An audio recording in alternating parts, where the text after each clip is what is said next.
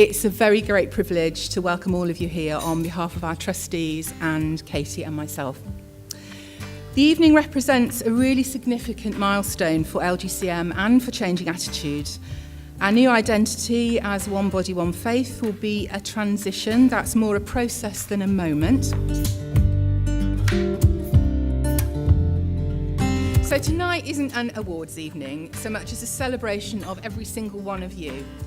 And as LGCM and Changing Attitude move aside for One Body, we wanted to tell some of your stories, our story, and to shine a light on some of the work that might have been missed over the past 40 years or so as we start a new chapter. Over 20 years, Greenbelt's been a place where LGBT Christian voices have been allowed and heard, and LGBT gifts and callings have been celebrated. It's our honour to present the One Body, One Faith Rainbow List Award to Paul Northup on behalf of the Greenbelt Festival.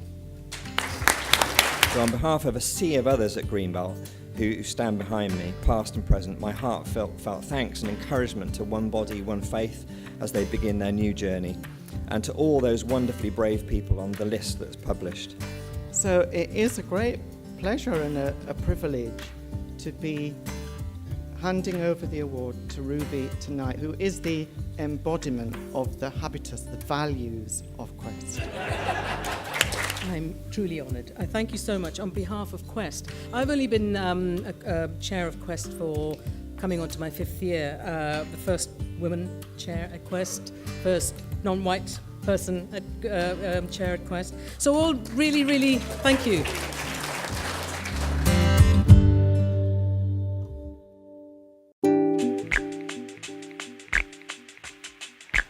What gives me hope is the fact that so many churches, clergy, lay people are working quietly and faithfully behind the scenes to do exactly that, to welcome and affirm lesbian and gay, bisexual, trans and other people. Bloomsbury Baptist Church is licensed as a venue for equal marriage. Even more wonderful, of course, that Luke and Stephen were able to be married there as the first couple married in the church. And so it's with great pride and honour that I'd like to hand over to you this award on behalf of Bloomsbury Baptist Church and your work in the Baptist Union. So thank you for making me feel very welcome here as probably one of the, not the only, but one of the token Free Church Baptist lot. It feels peculiar to receive an award for getting married, but it is a huge honour to be standing here and to be able to say that I did get married in a church.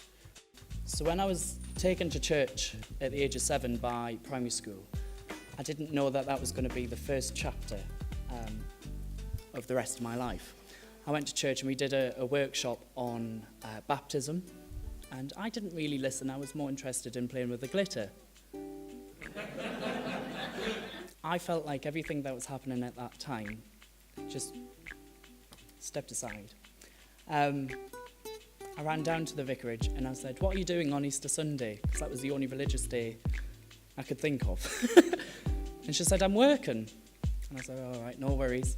She said, "Why?" I went, "Well, I want to be christened, but you're working, so it's fine."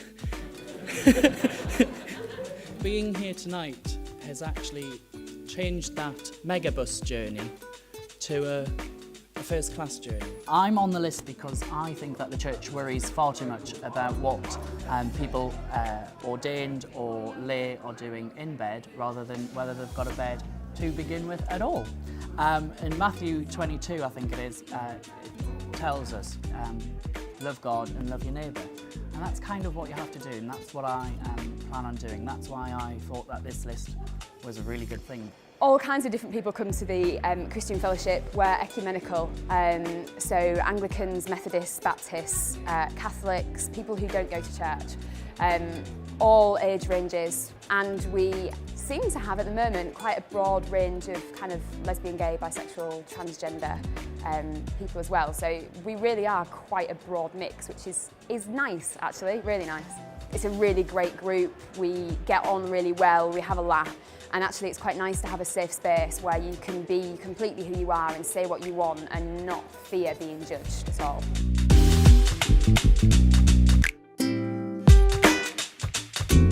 My message to you guys is this is bigger even than LGBT, because this is about bursting open the doors and allowing everybody to come in, whoever they are, and find a place at the table. One of the things I learnt today was actually that we want an inclusive church, and inclusion means including those that we don't disagree with, because otherwise we fail to become an inclusive church, we just become an exclusive church. We are on the right side of history, and I stand firm in the belief that one day we will have same-sex marriages in churches. I believe in a God of love, and it will happen. My hope for the future in many ways is more of the same for Open Table anyway, is this amazing, beautiful, diverse, crazy community has grown, and I just want to see more of it because it's an amazing community to be a part of.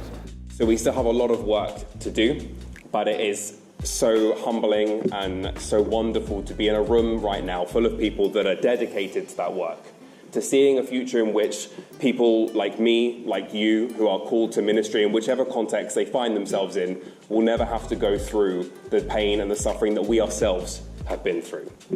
Thank you for this, and here's to a future where all are free and equal.